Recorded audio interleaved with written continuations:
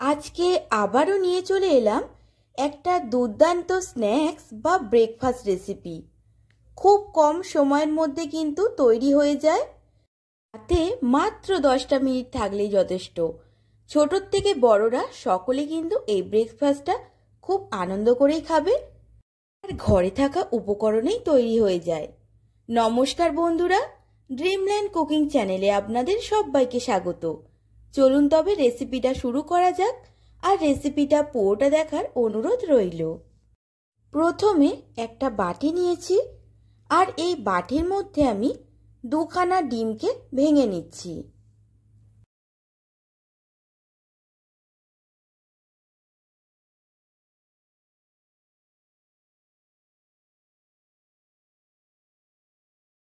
ডিমটা ভাঙা হয়ে গেলেই দিয়ে দিচ্ছি 1/4 টিস্পুন ব্ল্যাক পেপার মানে গোলমরিচের গুঁড়ো, আর দিয়ে দেবো 1/4 টিস্পুন অরিগানো। এটা আপনারা দিতেও পারেন অথবা নাও দিতে পারেন। আর দিয়ে দেবো স্বাদ অনুসারে লবণ। এরপর ডিমটাকে প্রথমে খুব ভালো করে একটা চামচের সাহায্যে কিন্তু এইরকম ফেটিয়ে নিতে হবে। এরপর এখানে দিয়ে দেবো একটা ছোট্ট সাইজের পেঁয়াজ কুচি, আর একটা ছোট্ট সাইজের টমেটো কুচি, আর দিচ্ছি ধনেপাতা কুচি, আর 2টো কাঁচা লঙ্কা কুচি। ঝালটা কিন্তু আপনারা আপনাদের পছন্দ মতো ব্যবহার করবেন। এরপর আবারও সমস্তটা খুব ভালো করে চামচের সাহায্যে মিশিয়ে নিতে হবে।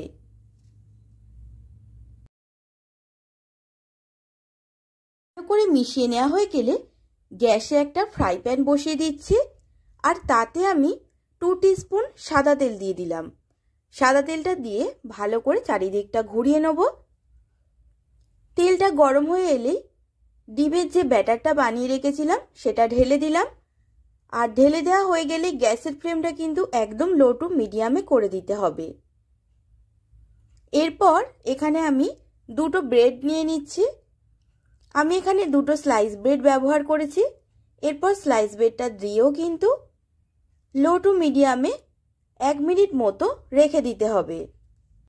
1 থেকে 1.5 মিনিট পর খুব সাবধানে কিন্তু আমি এই ব্রেডটাকে উল্টে দিচ্ছি, আর গ্যাসের ফ্লেমটা একদমই লোতে করে দিলেও ভালো হয়, যাতে ডিমটা না পুড়ে যেতে পারে। এরপর এখানে একটা স্লাইস চিজ আমি ব্যবহার করেছি। আপনারা যে কোনো চিজ কিন্তু ব্যবহার করতে পারেন, অথবা যারা চিজ না খেতে পছন্দ করেন তারা চিজটা কিন্তু স্কিপও করতে পারেন। এরপর গোল্ডেন ব্রাউন কালার ধরা অবধি 2টো পিঠ খুব ভালো করে আমি ভেজে নেব একদম লো ফ্লেমে।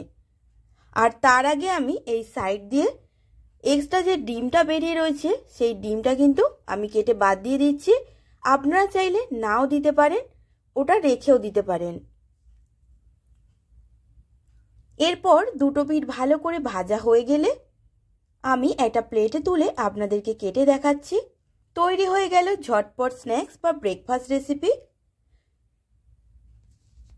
আমার যদি এই রেসিপিটা আপনাদের ভালো লেগে থাকে তবে লাইক কমেন্ট শেয়ার করে দেবেন। আর আপনি যদি আমার চ্যানেলে নতুন বন্ধু হয়ে থাকেন তবে চ্যানেলটিকে সাবস্ক্রাইব করার অনুরোধ রইল। আজ এই পর্যন্তই, দেখা হবে আবার নেক্সট নতুন কোনো রান্নার রেসিপি নিয়ে। সবাই ভালো থাকবেন, সুস্থ থাকবেন, ধন্যবাদ।